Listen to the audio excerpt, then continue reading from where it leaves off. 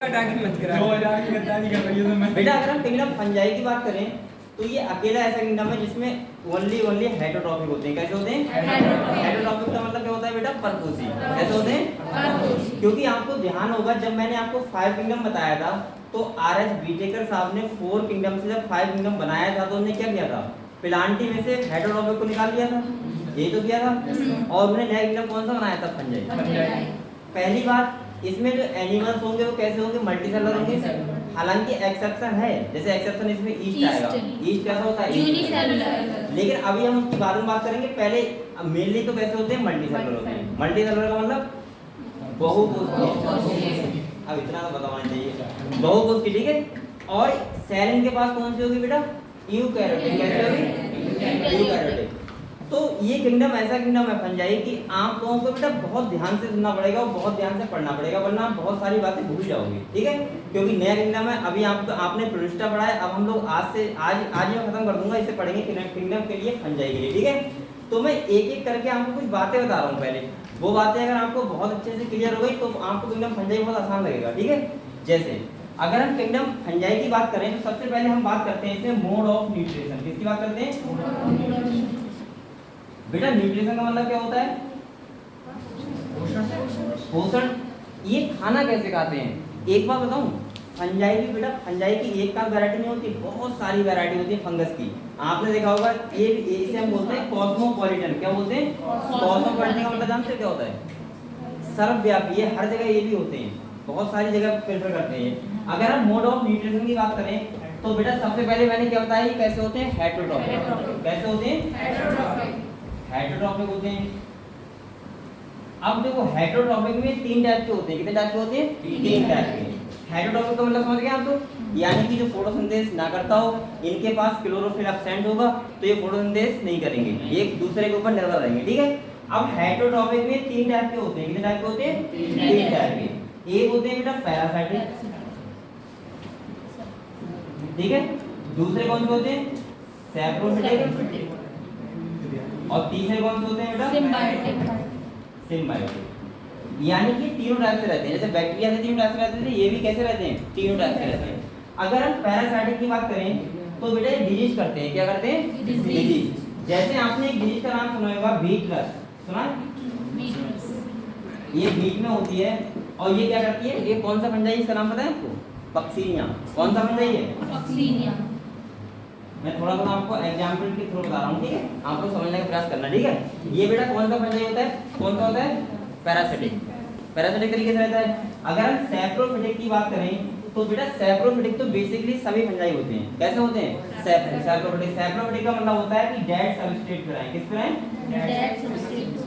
Dead substrate का मतलब जो गला हुआ है, यानी कि जैसे फल होते हैं पक जाते हैं तो हम रख देते हैं, उनको फंगस आ जाता है जल्दी, या फिर हम कह सकते हैं कि जो मर चुका है उसके ऊपर फंगस आ जाता है, तो उस टाइप को क्या बोलते हैं? सैप्रोफिटिक। क्या बोलते हैं? और बेटा ये सिम्बायोटिक तरीके से भी रहते हैं। सिम्बायोटिक का मतलब क्या होता है? दोनों को फायदा हो, दोनों के साथ रहना। जैसे आपने लाइकेन का नाम सुना है, और एक नाम आपने सुना होगा माइकोराइजा। सुना है आपने? अच्छा एक बात बताओ, कोई बच्चा बताएगा लाइकेन क्या होता है?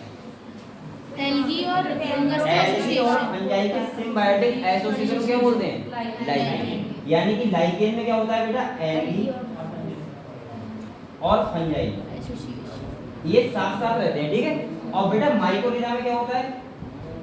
जो फंजाई होता है वो हायर प्लांट के रूट जो होती हैं उनके साथ रहता है, ठीक है। तो आप लिख सकते हो, यानी कि ये एक तरफ फंजाई और एक तरफ बेटा क्या लिखोगे? रूट। सही है। तो इसे क्या बोलते हैं? माइकोराइजा बोलते हैं। अच्छा एक बार बताओ, इनमें क्या फायदा होता है एक दूसरे को? बताओ। देखो ये एब्जॉर्ब वाटर करता है, फंजाई क्या करता है? एब्जॉर्ब वाटर करता है, और ये क्या बनाता है? खाना बनाता है। सही है। और ये खाना बना के इसको देता है, तो यानी कि दोनों साथ साथ रह रहे हैं, दोनों को फायदा हो रहा है, तो इसे बोलते हैं लाइकेन। लाइकेन के बारे में वैसे दिया हुआ है चैप्टर में, अलग से मैं बताऊंगा आपको, ठीक है। अगर हम माइकोराइजा की बात करें तो फंजाई क्या करते हैं? ये भी एब्जॉर्ब वाटर करते हैं और किसको देते हैं? रूट के लिए। इतना क्लियर हुआ? और बेटा ये रूट से क्या करते हैं? खाना देते हैं। सही है। ये जिसके साथ रहेंगे उससे खाना की मांग करेंगे, क्योंकि हेटेरोट्रॉपिक होती है। क्लियर हुआ? तो बेटा पहले आप ये बताओ, आपको मोड ऑफ न्यूट्रिशन क्लियर हो गया? क्लियर हुआ? क्लियर हो गया? बता इसकी हिंदी नहीं। बेटा बोल दिया करो आप लोग, सही है। किसी की हिंदी पूछना है, वैसे मुझे लग रहा है कि मैं हिंदी नहीं पढ़ाता हूँ, ये बातें खाली इंग्लिश में लिखता हूँ बस, ठीक है। बेटा आपने मोड ऑफ मीडिएशन समझ लिया, हेटेरोट्रॉफिक होते हैं, मैंने कहा तीनों टाइप के होते हैं, यानी कि सैप्रोफिटिक भी होते हैं, पैरासाइटिक भी होते हैं और सिम्बायोटिक। मैं एक बार ये चीजें और क्लियर कर दे रहा हूँ। देखो बेटा पैरासाइटिक को मैंने बताया था, जैसे मान लिया दो है कोई ऑर्गेनिज्म है, क्या है, दो है, तो बेटा पैरासाइटिक का मतलब होता है एक को नुकसान हो, एक को क्या हो, फायदा हो, तो ऐसे हम क्या बोलेंगे, पैरासाइटिक। क्लियर हुआ। अगर सैप्रोफिटिक की बात करें तो बेटा एक को तो फायदा होना ही होना है, और एक को क्या होता है, कुछ भी नहीं होता, ना फायदा होता है ना नुकसान होता है, क्योंकि वो मर चुका है ना, उसे क्या पता क्या हो रहा है मेरे साथ। इसके बाद सिम्बायोटिक का मतलब क्या होता है बेटा, दोनों को फायदा होता है, इसको भी फायदा होता है और इसको भी फायदा होता है, यानी कि इसको इससे फायदा होता है और इसको इससे फायदा, इसीलिए हमेशा सिम्बायोटिक तरीके से रहा करो, ठीक है, दोनों को फायदा हो। क्लियर हुआ। तो आपको बेटा ये समझ गए आप तो मोड ऑफ मीडिएशन समझ गए। चलो अगली बात करते हैं, लिख रहा है पिक्चर देखो, हो गया। एक सर आप लोग भी कॉपी ले आया करो थोड़ा सा, सर ये माइक्रोराइजेशन माइक्रोराइजेशन का mode of mediation fungi higher plant होते हैं, बड़े-बड़े प्लांट के रूट में आते हैं, ये वैसे प्लांट में दिया हुआ है, ठीक है।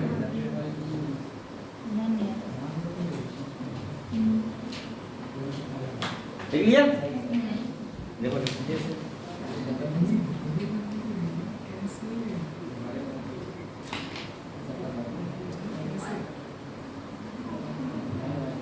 अब देखो यहीं पे हम समझ लेते हैं एक चीज और बेटा, अगर मैं इनके हैबिटेट की बात करूं, किसकी बात करूं, हैबिटेट का मतलब क्या होता है, जहां पे रहते हैं। तो बेटा ये कहां पे रहते हैं, देखो सबसे पहला प्लांट आपको ध्यान रखना है, ये कॉस्मोपॉलिटन होते हैं। कैसे होते हैं, कॉस्मोपॉलिटन का मतलब क्या होता है, हर जगह पर सर्वव्यापी होते हैं, हर जगह पाए जाते हैं, ठीक है। लेकिन अगर आपसे पूछा जाए कौन सा एरिया प्रेफर करते हैं, तो आप कहोगे ह्यूमिड, और हम बोल सकते हैं वार्म एरिया,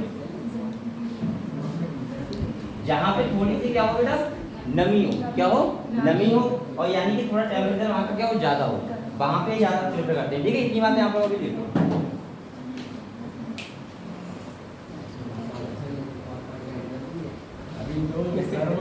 फोटो में आती ही नहीं है, उसके बाद में ऐड करते हैं तो दो आएंगे अब ले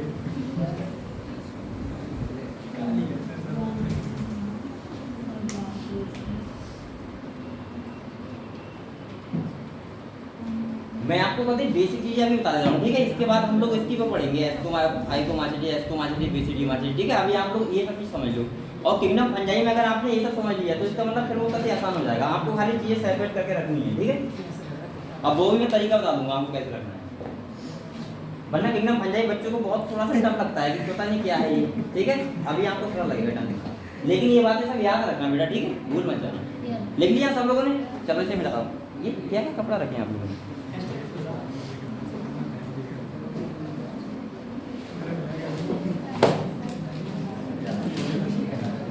बेटा अभी तक देखो। अब हम लोग बात करते हैं स्ट्रक्चर की, किसकी बात करते हैं, ये सबसे इंपॉर्टेंट है, आप लोग इसे ध्यान से देखना, ठीक है। आप लोग कभी आराम से बैठ जाओ और सुनो ये बातें। अगर हम स्ट्रक्चर की बात करें तो जो फंगस होते हैं फिलामेंटस होते हैं, कैसे होते हैं, फिलामेंटस। सर फिलामेंटस का मतलब क्या होता है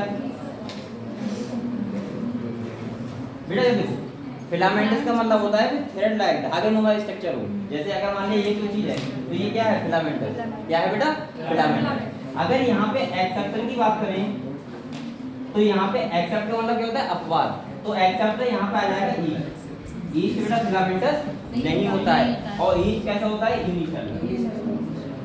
ये बात आप लोग ध्यान रखना, ठीक है, कैसा होता है, यहाँ तक क्लियर है अभी आपको। चलो अगर हम फिलामेंटस की बात करें, अब बेटा देखो इनके जो फिलामेंट होते हैं वो दो टाइप के होते हैं, कितने टाइप के होते हैं, दो टाइप के। ये बहुत इंपॉर्टेंट बात है, देखो अगर इसका एक फिलामेंट ये है बेटा, और ये फिलामेंट क्या है, ये है, ठीक है। इसके फिलामेंट को हम लोग बोलते हैं, ध्यान से, हाइफे, क्या बोलते हैं, हाइफे बोलते हैं।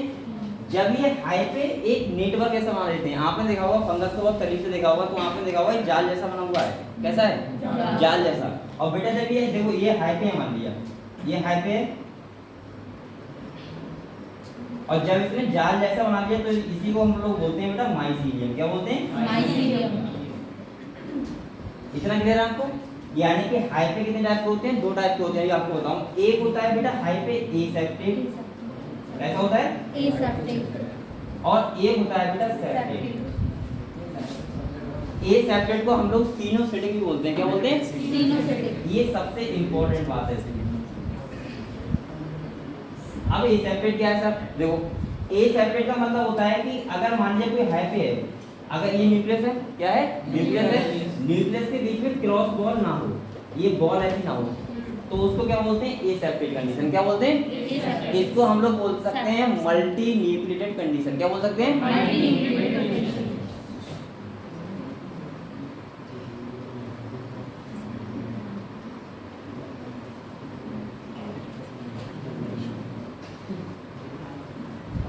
इतनी बात समझ गए आप लोग?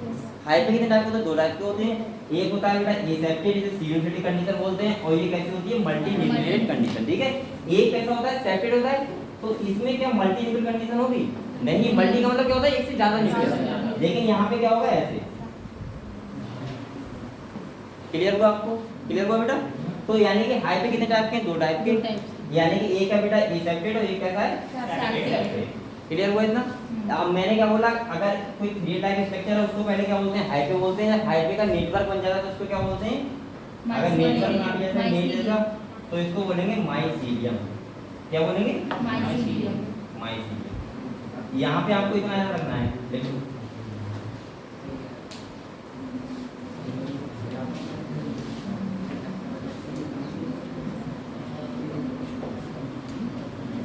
एक बात आपको और बताऊंगा, अगर 4 क्लासेस जो हम पढ़ेंगे अभी मैं आपको बताऊंगा। पहला कौन सा है? फाइकोमाइसीटी। कौन सा है? इसके बाद एस्कोमाइसीटी, बेसिडियोमाइसीटी, और बेटा कौन सा है? ड्यूटेरोमाइसीटी। अगर हम बात करें ए सेपरेट कंडीशन की, तो पता है किसमें है? खाली फाइकोमाइसीटी, और बकाया तीनों कैसी सेपरेट। ऐसे याद कर लिया करो, रटना नहीं है, चीज समझना है आपको। ठीक है, तो इस वाले जो फाइकोमाइसीटी होते हैं, ये वाले फंगस होते हैं, इनमें क्या होती है? ए सेपरेट कंडीशन, और बकाया सब में कैसी होती है? सेपरेट। समझ गए आप लोग? बेटा इतना क्लियर हुआ आपको? बताओ किसी बच्चे को डाउट हो तो बताओ, किसी को डाउट है?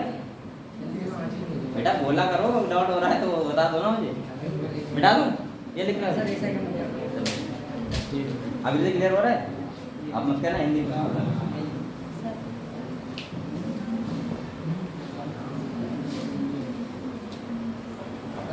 ठीक है, चलो अगले बढ़ते हैं। हमने हैबिटाट देख लिया बेटा, मोड ऑफ न्यूट्रिशन देख लिया, और क्या देख लिया? इसका स्ट्रक्चर। ठीक है, ये कैसे होते हैं? फिलामेंटस। कैसे होते हैं बेटा? फिलामेंटस। अब हम लोग बात करते हैं इनके रिप्रोडक्शन की। किसकी बात करते हैं? ये भी बेटा इंपॉर्टेंट टॉपिक है, बहुत ध्यान से, और मैं कहूँगा ये सबसे ज्यादा इंपॉर्टेंट है। सही है, और ये यहीं पे क्लियर हो जाएगा। ठीक है, अगर हम रिप्रोडक्शन की बात करें तो ये 3 टाइप से रिप्रोडक्शन करते हैं। कितने टाइप से? 3 टाइप से। एक होता है बेटा वेजिटेटिव तरीके से, एक करते हैं एसेक्सुअल तरीके से, और ये कैसे करते हैं? यानी कि तीनों तरीके से रिप्रोडक्शन कर लेते हैं। ठीक है, अगर आप वेजिटेटिव का टाइप देखें बेटा, आप ये बताओ वेजिटेटिव, एसेक्सुअल, सेक्सुअल में डिफरेंस बताएं सब लोगों को? बताएं आपको? देखो वेजिटेटिव तरीके से करेंगे तो ये 3 टाइप से करते हैं। इसके 3 टाइप होते हैं। कौन कौन से? देखो, पहला कौन सा होता है बेटा? फ्रैगमेंटेशन। दूसरा कौन सा होता है बेटा? फिजन। और तीसरा कौन सा होता है? बडिंग। यानी कि ये फ्रैगमेंटेशन तरीके से भी कर लेते हैं बेटा, फिजन तरीके से भी, और बडिंग। और ये तीनों टाइप इसमें आते हैं वेजिटेटिव रिप्रोडक्शन। ठीक है, पहला क्लियर हुआ बेटा?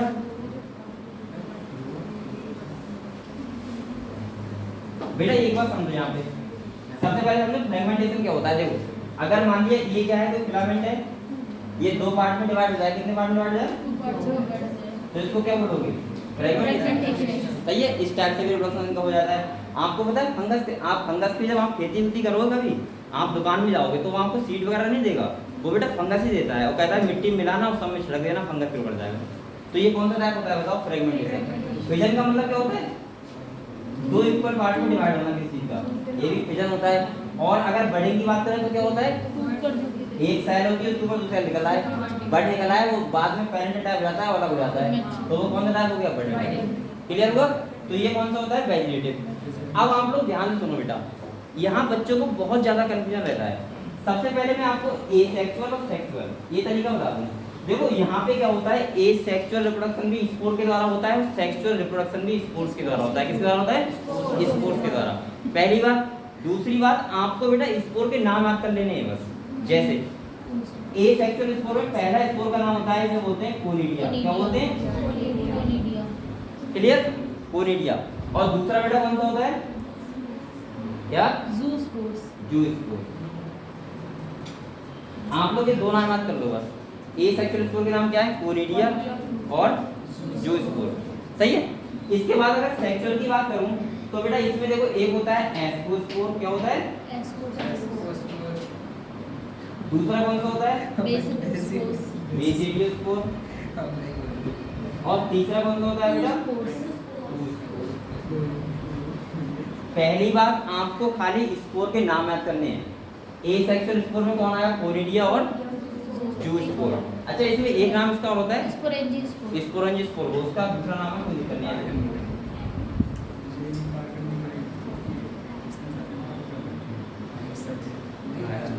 ठीक है बेटा, ये बताओ पहले आपको स्पोर के नाम याद हो गए कौन कौन से? देखो वेजिटेटिव तरीका का कौन कौन सा है? फिजन, बडिंग और फ्रेगमेंटेशन। ए सेक्सुअल में कोनिडिया और जू स्पोर, या उसका दूसरा नाम याद कर लो जू स्पोर। ठीक है, वो स्पोरेंजियोस्पोर।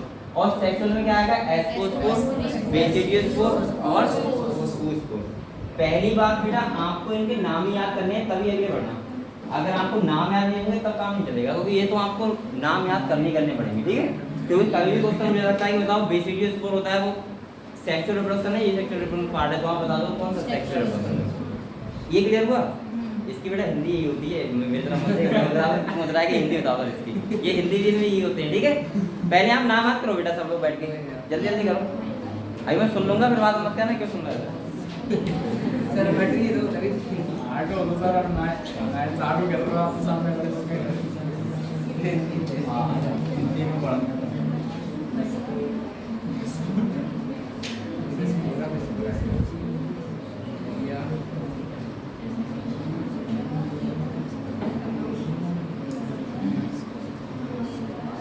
हो गया? जी सर। चलो अब बेटा इधर देखो, अब आपके मन में डाउट रह रहा होगा सर सेक्सुअल रिप्रोडक्शन कैसे होता है? स्पोर्स के द्वारा तो ये सेक्सुअल होता है, ये रहता नहीं रहता है। तो यहाँ पे सेक्सुअल रिप्रोडक्शन थोड़ी कहानी सुन लो।